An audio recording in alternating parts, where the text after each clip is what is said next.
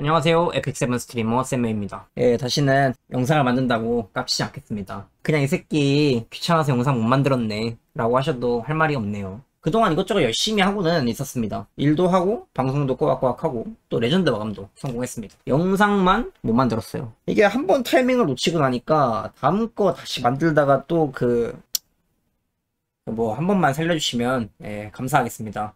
죄송합니다. 얼마나 오래 쉬어버렸는지 3부 이후로 메타가 3번이나 바뀌었습니다. 어떤 4성 영웅이 발굴되면서 한 번, 밸런스 패치, 열광 시스템 변경, 신월광 캐릭터 출시로 또 한 번, 그리고 얼마 전 저희 콜라보 했죠. 콜라보 영웅들이 합류하면서 한 번 더 바뀌었습니다. 불과 2달 사이에 메타에 어떤 변화가 있었을까요? 그동안 밀린 신규 영웅, 밸런스 패치 영웅부터 짚어보도록 하겠습니다. 바로 함께 가보시죠.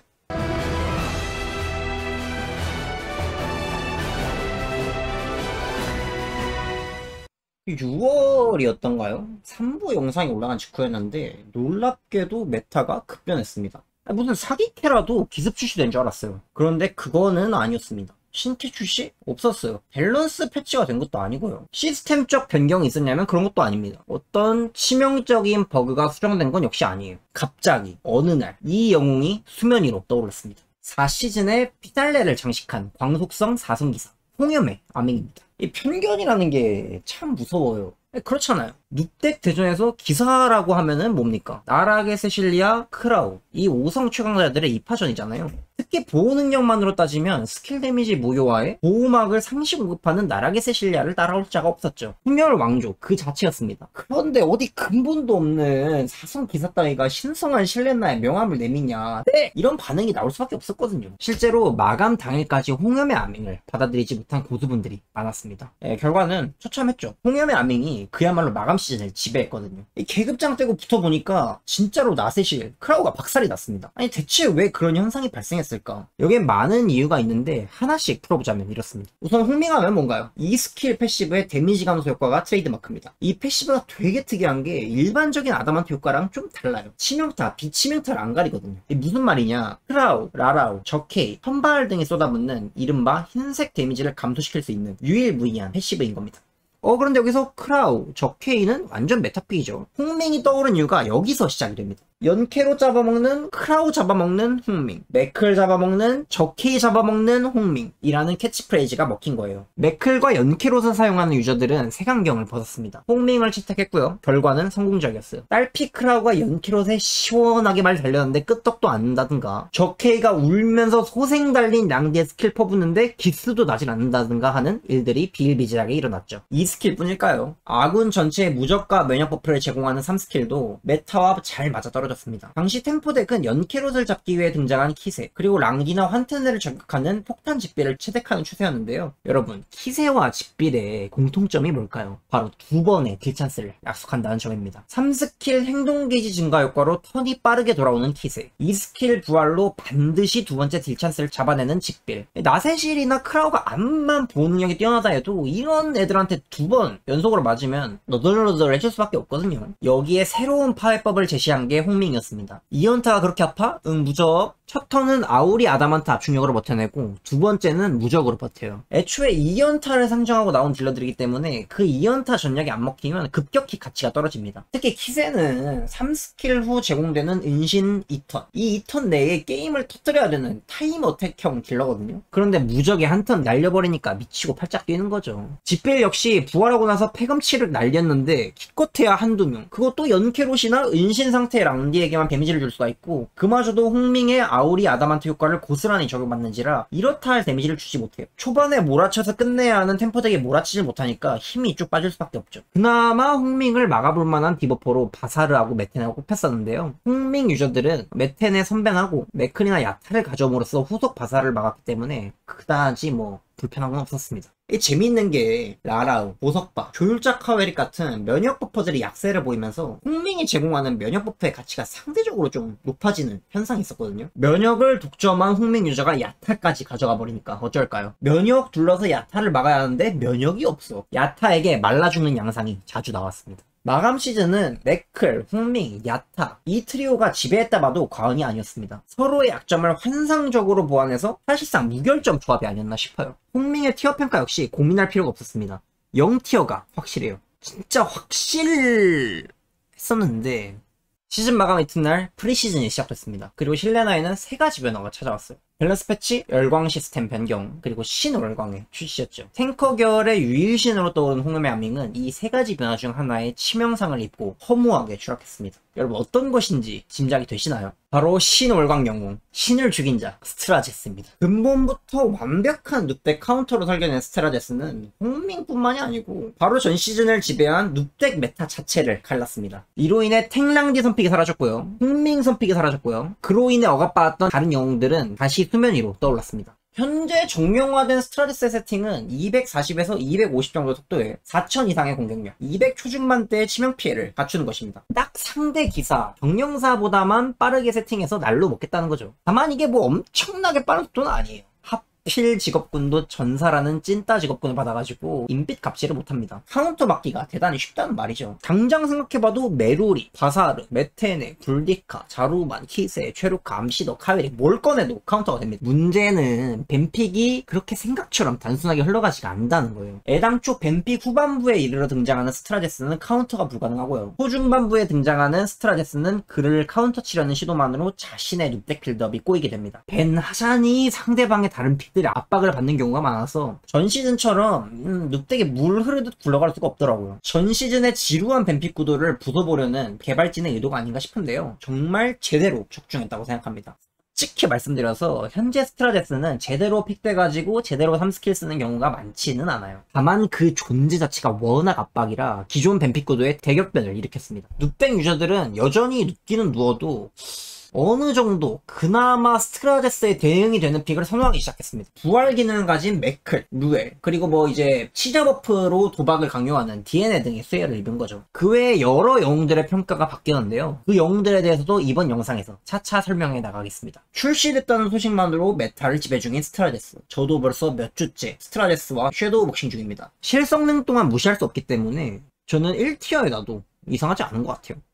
자, 스트라제스의 등장이 랑디 홍밍 빌드업을 제대로 깨부쉈습니다. 템포덱은 기지개를 켰어요. 열광 시스템 변경으로 효저의 가치가 떨어지고 효저의 가치는 상대적으로 올랐고요. 이 모든 수혜를 양심도 없이 정면으로 다 받아 처먹은 영웅이 있습니다. 바로 벌써 2년째죠. 실력 차이를 보여주고 싶은 5성 암속성 천사 무투가 켄입니다. 전 시즌은 올켄에게 있어서 지옥 같은 시기였어요. 랑디, 환테네, 파벨 같은 이제 반격 무시 영웅들이 판을 치는 데다 후반으로 갈수록 떨어지는 효저의 가치로 인해서 연캐론마저 자기를 봉착마냥 두드려댔거든요. 그런데 이젠 아닙니다. 랑디는 스트라제스로 인해, 파벨은 상향받은 엘레나로 인해 견제를 받기 시작했어요. 그리고 이제 열광 시스템 변경으로 더 이상 월캔 몸에 불이 붙지 않습니다. 템포덱이 기지개를 켰단 말이 또 너무 좋아요. 오크의 상향 소식, 홍밍의 몰락을 틈타 키세와 집비를 복귀하는 등 기존의 반격 불가 딜러들 대신 스탠다드한 누커들을 중심으로 템포덱이 재편되니까 전통의 템포덱 킬러 월캔의 얼굴은 싱글벙글입니다. 나쁜 소식이라면 반격 불가 원조 맛집 환테네, 그리고 애누리 없이 2만 딜을 그냥 때려박는 크라우가 여전히 메타의 군임 중이라는 건데요, 놀랍게도 이조차 좋게 해석될 여지가 있습니다. 크라우 환튼의 빌드업을 하는 쪽에서 막픽으로 자주 찾는 별미가 또 월캔이거든요. 크라우 환튼의 빌드업을 위협하는 게 뭘까요? 템포덱이죠. 또 불샬롯, 연캐로 기반의 정석덱이 기승을 부리고 있습니다. 이러니까 월캔 안 찾고는 못 빼기는 거죠. 또 눕덱 킬러 스트라제스 또한 월캔에게 밥이고요. 최근 떠오르는 불샬롯, 풀비올도 월캔에게 약세입니다. 카운터픽인 누렁이의 픽률이 마침 또 저조해요. 이쯤 되니 정말 온 우주가 월캔을 살려내려 안간힘을 쓰는 게 아닌가 싶을 정도예요. 이대로라면 오픈 시절의 영광을 재현하는 것도 무리는 아닐 것 같습니다. 무투와 캔, 과연 어디까지 날아오르려는 걸까요? 기분 좋게 1.5티어로 이번 시즌을 시작합니다. 월캔 설명 중에 뭔가 의아한 느낌을 받으신 분들이 계실 거예요. 파벨 지금 잘만 나오는데 누구한테 견제를 받는다는 거냐. 네, 지금부터 설명드리겠습니다. 상향과 함께 혜성처럼 귀환한 5성 냉기 독성 정령사 물철괴 엘레나입니다. 파벨만이 아니에요. 파벨을 위시한 속덱, 바사르를 위시한 템포덱, 심지어는 연캐로 불샬롯 기반의 눕덱까지. 지금 엘레나가 커버하는 수병력은 상상을 초월합니다. 우선 파벨부터 짚어볼까요? 사글 마도사를 대동한 파벨의 2스킬, 3스킬 연계의 악명은 다들 들어보셨을 겁니다. 엘레나 같은 정명사로는 턴을 빼앗기도 전에 잘려버릴 것만 같은 느낌이거든요. 하지만 실제로는 그렇지가 않아요. 같은 점수의 장비라고 가정할 때 파벨이 엘레나를 잘라내는 경우는 거의 없다고 봐도 좋습니다. 파벨의 2스킬에 엘레나의 2스킬이 반응하기 때문에 피해량을 곧장 수복해서 뒤이은 파벨의 3스킬을 아슬아슬하게 버텨냅니다. 여기에 마지라의 고서, 그리고 상향받은 2스킬의 효과가 합쳐져 자그마치 50% 행동 게이지 펌핑을 받죠. 속덱의 연계를 끊어내기에 충분한 수치입니다. 다만 이 경우 속덱 유저들이 주로 채용하는 폴리티스는 배하셔야 되고요. 만일의 경우를 대비해서 대장 퍼지스와 풍운의 수린을 대동하는 것이 좋습니다. 둘 다 파벨의 강력한 카운터로 꼽히기 때문에 상대가 속덱 빌드업을 한다면 대퍼 엘레나 풍수린 손으로 맞대응하시면 편하게 받으실 수 있습니다. 아티팩트를 바꿔볼까요? 상향된 응급 구조 키트를 채용하면 바사르와 연케롯의 카운터가 됩니다. 강화 불가 혹은 화상 디버프를 지우면서 기울어질 것 같은 전황을 간단히 복구하죠. 반격 첼레스티스 세팅도 여전히 유효하고요. 다만 이 경우 속덱에 대한 대처 능력이 현저히 떨어지기 때문에 고민해볼 필요는 있을 것 같습니다. DNA가 독주 중인 냉기 속성 정령사판에 도전장을 내민 엘레나, 당당히 1.5티어로 올랐습니다. 과연 이번 시즌 최고의 정령사가 되는 것은 누구일까요? 제 개인적인 의견인데요. 둘 다 아닐 겁니다.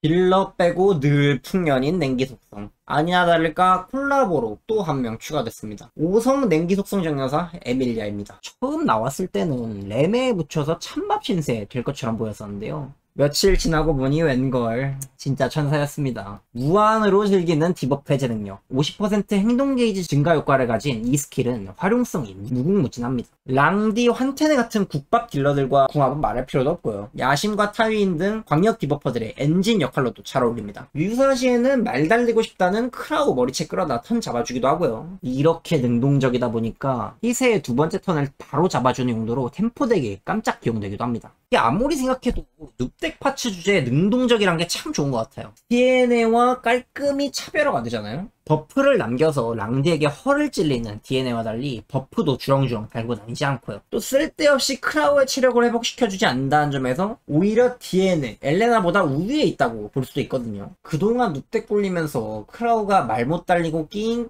하고 있는 거 보면 마음이 좀 그랬잖아요. 아직 연구 중인 상황에서도 이 정도 퍼포먼스라면 추후에 완성된 모습은 얼마나 강력할지 기대가 됩니다. 솔직히 제 개인적인 의견을 말씀드리자면 DNA 엘레나는 물론이고 맥클의 위치조차 위협할 수 있지 않을까 싶을 정도거든요. 괴물신인 에밀리아 출시되자마자 1티어입니다. 성적표와 별개로 이번 콜라보에서 집중 스포트라이트를 받은 게 누구냐 하면 다들 아실 거라 믿습니다. 화려한 연출, 압도적인 딜 포텐셜, 성능의 재미까지 챙긴 그녀. 5성 물속선전사 램이죠. 컨셉은 확실해요. 누구 하나 죽고 나서 시작. 에픽7 사상 최강의 버프 도깨비화가 기능하는 이 턴 안에 뭐라도 보여주겠다는 생각입니다. 근데 진짜 뭐라도 보여줄 것 같긴 해요. 효과 저항을 무시하고 들어가는 반각 달린 평타, 그것도 두 번 때리거든요. 이 정도면 그 악명 높은 크라우, 루엘이라도 반으로 접어놓을 만한 파괴력입니다. 광역기를 퍼붓는 영웅들을 상대로는 철구 연격의 압박이 다가와요. 이게 반격 컨셉인데도 회복 불가를 건다는 이유만으로 로엔나를 무서워하지 않고요. 진짜 양아치죠. 캐릭터 컨셉이 라비와 일맥상통하는 면이 있어서 운빨이 한번 터지기 시작하면 이만한 마약이 또 없습니다. 막 뭐시기 하면서 철퇴를 막 휘두르는데, 근데 이런 화려한 퍼포먼스에 눈이 멀면 제대로 된 평가를 내릴 수가 없습니다. 실제로 출시 며칠 동안 램은 지나치게 고평가를 받은 면이 있어요. 램 지자분들께는 죄송하지만 제가 몇 가지 불편한 사실들을 꺼내보겠습니다. 솔직히 까놓고 말해서 램은 뱀픽 단계에서 좋을 수가 없는 영웅입니다. 램 픽의 의미를 살린다는 게 의외로 까다로운 조건을 요구해요. 우선 상대가 대놓고 광역기 위주로 펼쳐줘야 하고요. 또 도깨비와 재물을 던져줘야 합니다. 이 두 가지가 만족되지 않으면 100% 성능 마리는 어렵다고 봐도 좋아요. 근데 무엇보다 램에게는 카운터가 너무 많아요. 정상급 딜러가 되기 위한 조건은 단 하나, 명확한 카운터가 없어야 한다는 것이거든요. 실제로 전 시즌 랑디, 환테네, 연케롯이 그랬고요. 근데 램에게는 명확한 카운터들이 존재합니다. 당장 언급된 랑디가 그렇고요. 폭덱 얼굴마다 파벨이 그렇고, 은근슬쩍 끼워넣는 느낌이긴 한데 셰네가 그렇고요. 마지막으로 풀비올이 그렇습니다. 역속성인데다 한 가지씩 램에게 우위를 점하는 무기를 가진 딜러들이죠. 풀비올 상대는 진짜 답이 없어요. 그냥 상성도 아니고 이건 뭐랄까, 개미가 개미할기한테 돌격하는 느낌? 설상가상으로 생존기가 전무한 들탱입니다. 크라우 앞에만 서면 막 그 호흡이 안 되고 그런 특징이 있어요. 잠비, 누렁이 같은 강력한 단일 딜러들과 마주보는 것도 불편해요. 특히 키즈에일 스킬 맞으면 좋아 죽습니다. 진짜 죽어요. 결론부터 말씀드리자면 1.5티어라고 생각합니다. 카운터가 많아도 벤픽에서 이득을 보는 스트라제스와 달리 램은 카운터가 많으면서 벤픽에서도 손해보는 영웅이에요. 믿음의 딜러가 되긴 어렵지 않나 싶습니다. 아닌데요? 제 램은 벤픽 개떡같이 바꾸도 일 잘했는데요. 멀시기 고자이 맞싸면서 카운터들 다 매차쿠치 해버렸는데요. 선생님, 약에 중독되신 겁니다. 풀뷰얼 프리벤하고 램 선픽하는 그거 하루만 쉬어보세요. 말 나온 김에 얘까지 봅시다. 상향받고 메타빨 받고 진짜 떡상해버린 5성 풀속성 도전 비올레트가 오늘 영상의 마지막 주인공입니다. 가짜 잠비라는 오명을 얻을 만큼 부진했던 비올레토인데요.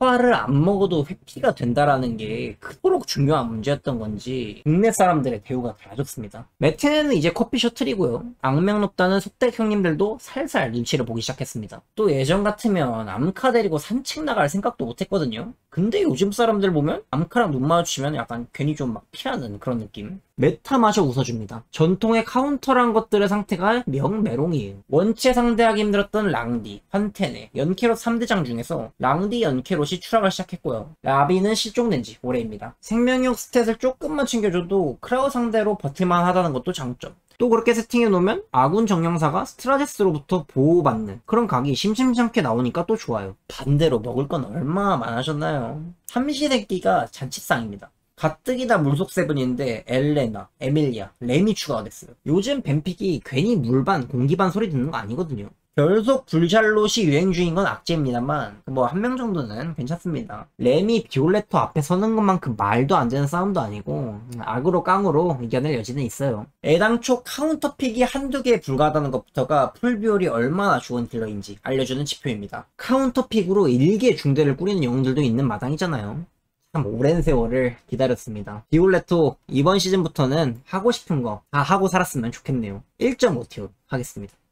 이렇게 해서 새롭게 모습을 드러낸 영웅들에 대해 알아봤습니다. 다음 영상에서는 또 다른 메타 영웅들에 대한 소개, 그리고 메타 변화로 인한 기존 영웅들의 티어 변경에 대해 설명드리겠습니다. 그런데 이제 자기가 뭐 그 다음 영상 기다리는 데까지 너무 힘들다, 괴롭다, 숨쉬기 어렵다 하시는 분들은 그 영상 하단에 링크가 있습니다. 월수금 오후 7시, 토요일 오전 9시 30분에 시작하는 쌤의 트위치 방송 찾아와 주시면 살아있는지 확인하실 수 있습니다. 그럼 오늘도 시청해주셔서 감사하고요. 다음 영상에서 뵙도록 하겠습니다. 안녕.